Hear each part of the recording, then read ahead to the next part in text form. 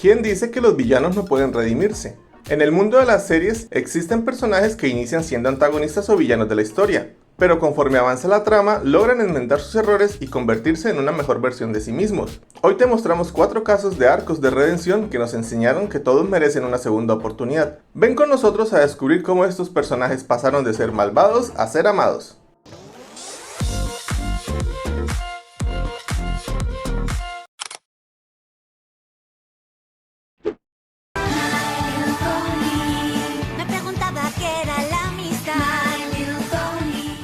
Comenzamos el top con un personaje que creo que la mayoría del fandom de su serie adora. Estamos hablando de Discord de la serie My Little Pony, La magia de la amistad. Esta serie, que de por sí es muy buena y tiene muy buenos personajes, nos presenta a Discord como el villano principal del inicio de la temporada 2. Él es un personaje cuya función en la serie es representar al caos y la falta de armonía, lo que podemos ver perfectamente reflejado tanto en su personalidad como en su apariencia, pues está conformado por partes de diferentes criaturas e incluso tiene poderes más allá de la imaginación y la comprensión, pues es capaz de modificar la realidad misma con solo chasquear los dedos. Puede viajar en el tiempo e incluso puede manipular la mente de los demás. El objetivo inicial de Discord es sumir al mundo en el caos simplemente porque le divierte ver las cosas de esa manera. Al principio parece ser un personaje muy seguro de sí mismo, bromista y también malicioso, pero con el tiempo su personalidad irá evolucionando a medida que nos adentramos a su arco de redención.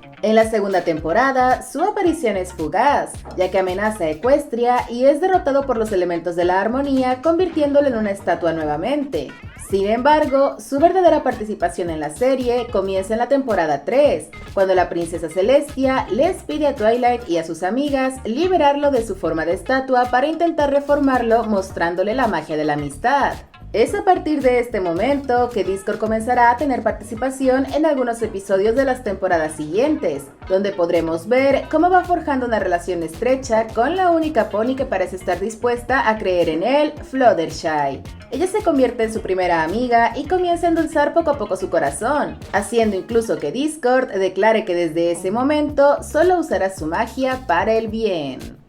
¡Ay, ajá! Sin embargo, el camino hacia la redención de Discord no es recto. En realidad es más bien una montaña rusa, ya que en algunas ocasiones se deja llevar por su naturaleza caótica y se pone del lado de los villanos o antagonistas de turno para complicar las cosas. Aunque también en algunas ocasiones ayuda a que el bien triunfe sobre el mal. Esta dualidad que coexiste en Discord hace que él no sea un personaje fácil de predecir y que su arco de redención sea difícil de cumplir. Sin embargo, gracias a Fluttershy, Discord finalmente logra redimirse por completo, y aunque de vez en cuando continúa haciendo alguna broma ligeramente pesada o algún comentario mordaz, se nos deja en claro que su relación con Fluttershy es lo más importante en su vida y ese es su motivo para ser una mejor persona cada día. Discord nos dejó un bonito arco de redención, ya que nos mostró que la superación personal no siempre es fácil de conseguir, incluso si tenemos la disposición para hacerlo. Habrá veces en que caigamos en los mismos patrones de conducta negativos y en ocasiones necesitamos que alguien crea en nosotros para convertirnos en nuestra mejor versión. Y también nos dejó el ship más bonito de la serie, porque a mí me vale que me funen, yo sí soy fan del Fluttercourt, no me interesa si Fluttershy es un pony y Discord un bicho raro, o si una tiene veintitantos y el otro tiene varios eones. A mí estos dos me encantan juntos, y hasta los productores de la serie les gustaban, porque en la escena final podemos ver cómo Discord acompaña a Fluttershy y dejan claro que viven juntos. Así que en mi cabeza, estos dos están casados y aunque no tienen hijos, sí tienen la casa llena de animalitos del bosque. Se queda en el puesto 4 porque aunque su arco de redención me gusta mucho, tiene varios altibajos y eso hace que sea un poco difícil confiar en él hasta el final. Y aunque sabemos que se reformó, sigue siendo un poquitito toxiquillo porque le gusta lanzar pullas y llevarse pesadito con todos, menos con su adorada florecilla Fluttershy. Somos las gemas de cristal, el mundo hay que salvar. Continuamos con un personaje que se volvió muy popular dentro de su serie desde su primera aparición, y esta es Peridot de Steven Universe. Peridot se nos presenta a finales de la primera temporada como una de las antagonistas de la serie. Es de hecho la primera gema del planeta hogar que visita la Tierra después de la guerra, y es gracias a ella que nuestro protagonista Steven logra descubrir muchas cosas importantes de la historia de las gemas. La misión de Peridot era simple. Ella debía evaluar las condiciones de la Tierra para asegurarse de que nada estuviera fuera de lugar, pues esperaba que no hubiera presencia de gemas allí tras el ataque de las diamantes durante la guerra. Sin embargo, Steven se presenta ante ella provocando que ella declare la misión como comprometida y procedan entonces a iniciar la fase 2 de la misión, que es activar una geoarma que destruirá el planeta desde su interior. ¡Wow! ¡Qué siniestra suena la trama de Steven Universe cuando nos saltamos todas las escenas y canciones de amistad y superación personal! Pasan algunos sucesos inesperados y Peridot termina varada en la Tierra y es capturada por las gemas de cristal, y es aquí donde inicia su arco de redención, pues después de mucho esfuerzo por parte de Steven, Peridot finalmente acepta comunicarse con ellos y compartirles su conocimiento sobre la geoarma, mejor conocida como el Clúster. Ayuda a las gemas de cristal a desarrollar un taladro que les permitirá combatir al Clúster, aunque al final Steven logrará evangelizarlo como a todos en esta serie. Peridot continúa teniendo participación ocasional en la serie y se le ve conviviendo más con algunos personajes, llegando a ser Amatista, Lapislázuli y Steven, con quienes congenia mejor y comparte sus pensamientos y pasatiempos. Eventualmente Peridot comienza a vivir con Lapis y forjan una bonita amistad que también dio origen a uno de los chips más destacados de esta serie, y creo que hablo por todos al decir que queríamos ver una fusión entre estas dos, pero eso jamás sucedió. La evolución de Peridot se estanca un poco, pues su redención inició y terminó casi totalmente durante el arco del Clúster, y aunque en el resto de la serie sigue madurando y entendiendo mejor el mundo que la rodea y al resto de personajes, es básicamente el mismo tipo de desarrollo que tienen todos los demás, por lo que no es demasiado destacable. Al final de la serie, ella está presente durante la batalla en el planeta madre, y al igual que las demás gemas, solo fue a pasear porque realmente no aporta nada. Pero de esa decepción ya hablamos en otro video del canal. Se queda en el puesto 3 porque, siendo honestos, aunque es un personaje que se da a querer mucho, no llega a tomar relevancia y peso en la historia como al principio.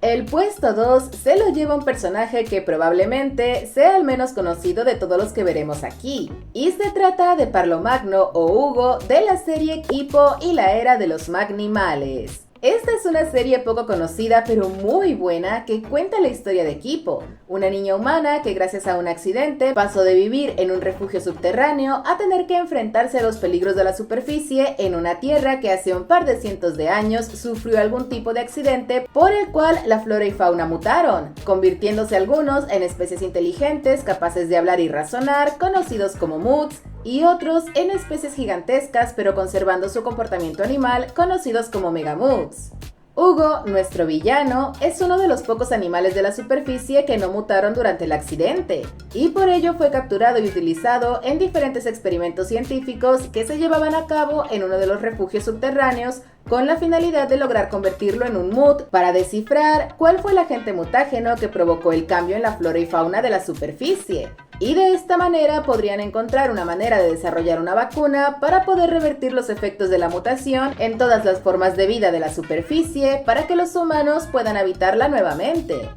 Para resumir la historia, Liu y Song son los científicos a cargo de experimentar con él, logran mutarlo y descubren que un efecto secundario de la mutación es que él puede controlar primates con su sudor. La jefa de laboratorio, Emilia, se entera del descubrimiento y lo obliga a realizar sesiones de ejercicio extenuantes para extraer su sudor, mientras que Liu y Song le prometen secretamente que lo sacarán de allí y lo llevarán a la superficie en cuanto Song dé a luz a su bebé. Todo sale mal cuando el refugio sufre el ataque de un Megamood, permitiendo que Hugo pueda escapar y que posteriormente se reencuentre con Liu, quien muestra miedo hacia él y huye cargando a su bebé recién nacida. Hugo, confundido y enojado por sentirse traicionado por la única familia que llegó a conocer, decidió no ser más un conejillo de indias y en su lugar imponer su voluntad a los demás, proclamándose el nuevo rey de la superficie y adoptando el nombre por el que lo conoceremos la mayor parte de la serie, Parlo Magno.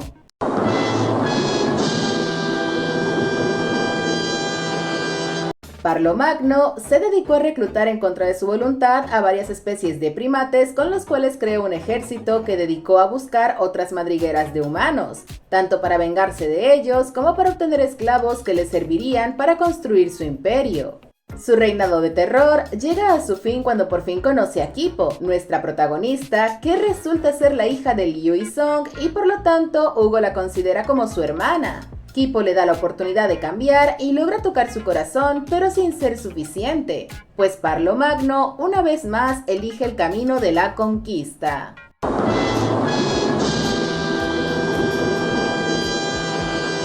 Kipo logra derrotarlo y es encarcelado al final de la segunda temporada. Durante la tercera temporada, la serie cambia su villano principal a Emilia, y es aquí cuando Parlo Magno comienza su arco de redención. Tras un periodo de ajuste donde tuvo que resignarse a la idea de que no podría escapar de sus captores, comenzó a colaborar con ellos y a sentir empatía gracias a que Kipo continuaba mostrándole afecto y compasión.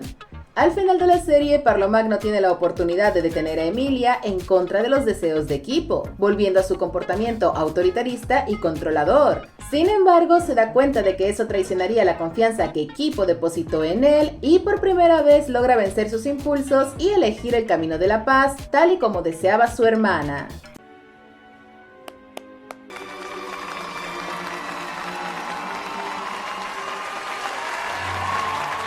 Por desgracia, esta elección también selló el destino de Parlo Magno, pues en un intento desesperado por salvar a Kipo, terminó haciendo el sacrificio máximo, enviándolo directo al Silo de los Capibara, terminando así su historia. Parlo Magno vivió como un tirano, pero Hugo murió como un héroe. Lo ponemos en el puesto 2 porque de todos los personajes que veremos en este top, él es el único que realiza el sacrificio máximo y reconozco que fue impactante. Incluso al final de la serie, cuando podemos ver la estatua erigida en su honor, no pude evitar soltar una lágrima. En mi corazón, Hugo se lleva el puesto número 1.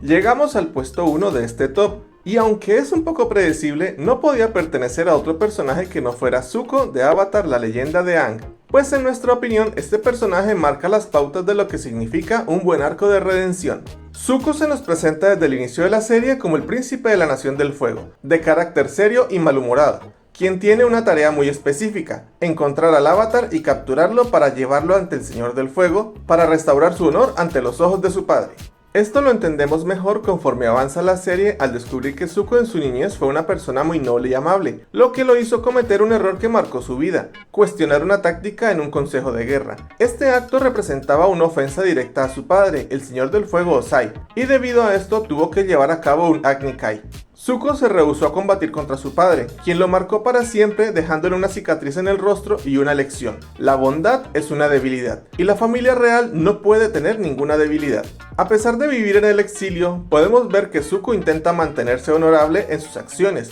mostrándonos que aunque su percepción del honor ha sido retorcida por la ambición de su padre, en el fondo puede distinguir el bien del mal aunque se niegue a reconocerlo. Apoyado fuertemente por su tío Airo, quien cumple un mejor papel de padre que el mismo Ozai, enseñándole valiosas lecciones de vida y apoyándolo para que pueda darse cuenta de sus errores y virtudes por sí mismo. Su arco de redención comienza accidentalmente en un episodio donde Sao captura al Avatar Aang y Zuko se disfraza del espíritu azul para rescatarlo, pero no con la finalidad de salvarlo, sino con la intención de hacerlo su prisionero, pues necesita ser él mismo quien entregue a Aang al Señor del Fuego, y por ello no podía permitir que Sao se llevara el crédito. Esta es la primera vez que Zuko puede interactuar más de cerca con Aang, e incluso logra ver que entre ellos dos hay algunas similitudes, pues ambos comparten el peso de cargar con un destino asignado a ellos al nacer. Uno ser el Avatar y el otro convertirse en el próximo Señor del Fuego, y todas sus acciones a partir de entonces se han encaminado a cumplir con dichos destinos.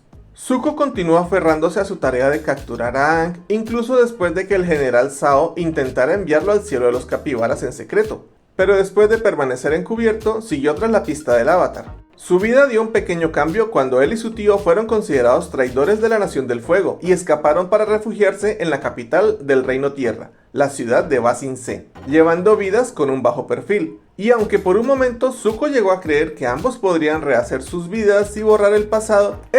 llegó para tentarlo una vez más, ofreciéndole la oportunidad de capturar al avatar en la ciudad, lo cual resultó exitoso hasta cierto punto, pues terminó poniéndose del lado de su hermana Azula, quien ofreció compartir el éxito de la operación y su restitución al trono si él la ayudaba, cosa que aceptó, y debido a esto Azula pudo enviar al cielo de los capibaras a Aang, al menos momentáneamente. Al elegir esta opción, Zuko traicionó la confianza de su tío, quien fue encarcelado por oponerse al plan de Azula, y también la de Katara, con quien había podido forjar un pequeño lazo de confianza durante un breve encierro que pasaron juntos. Zuko regresó a la Nación del Fuego como un héroe, fue restituido como heredero al trono y su vida por fin era lo que siempre había soñado. Pero traicionar a su tío lo carcomía por dentro, lo que terminó llevándolo a confrontar a su padre por cómo lo había tratado todo ese tiempo, reconociendo cómo su tío había sido un mejor padre para él y diciéndole lo que realmente pensaba sobre la Guerra de los 100 años, declarando que rescataría a su tío Iroh y ayudaría al Avatar a terminar la guerra. La integración de Zuko al equipo Avatar fue complicada en un inicio, pues aunque intentó acercarse de la manera más cuidadosa, Katara desconfiaba demasiado de él por su pasada traición, pero resumiré esta parte de la historia en que tras un periodo de ajuste en el que Zuko tuvo la oportunidad de apoyar a todos los miembros del equipo para probar sus intenciones, finalmente todos lo aceptaron. Ayudó a Aang a aprender el fuego control y en el proceso cambió la naturaleza de su propio fuego control para no depender de la ira. Ayudó a Sokka a rescatar a su padre y también a Suki, e incluso ayudó a Katara a encontrar el hombre que había enviado al cielo de los capibaras a su madre para que ella pudiera vengarse, pero aconsejándole desde su experiencia que la venganza no era la solución, consejo que finalmente la salvó de cometer un error fatal. La venganza nunca es buena, mata el alma y la envenena. En este punto su arco de redención estaba completo, pues ya no era el villano que conocimos al inicio, pero aún tenía más que dar, y en la batalla final él fue quien se encargó, junto con Katara, de enfrentar a Azula en un Agni Kai que, sinceramente, fue mucho más interesante y entretenido de ver que la batalla entre Aang y el Señor del Fuego Ozai. La historia de Zuko en la serie animada termina con él siendo coronado como el nuevo Señor del Fuego, uno que terminaría por fin con la guerra y se esforzaría por resarcir todo el mal que su nación había provocado durante 100 años, y convirtiéndose en uno de los mejores amigos del Avatar Aang. Y por si se lo preguntan, el tío Iroh también terminó bien, se mudó al Reino Tierra y abrió su propia casa de té, donde frecuentemente recibía a su sobrino y a sus amigos. El arco de redención de Zuko lo tiene todo, un origen noble que fue corrompido por el mundo que lo rodeaba, la traición de las personas que se supone debían cuidarlo más en el mundo, su familia, el destierro de su hogar y de todo lo que conocía con una única posibilidad de volver mediante una tarea que parecía imposible, una lucha incansable por volver a casa. Una lucha interna en la que intentaba encontrar la luz en la oscuridad sin saber qué era lo correcto. Errores pequeños y gigantescos, arrepentimiento, la voluntad para resarcir todo el daño que hizo y la esperanza de guiar a su pueblo por el camino correcto. Zuko es un personaje que creció con una visión distorsionada del bien y el mal, pero a base de mucho esfuerzo, sacrificio y reflexión logró salir de allí para ver la realidad y no solo eso, sino que buscó ser parte del cambio que el mundo necesitaba.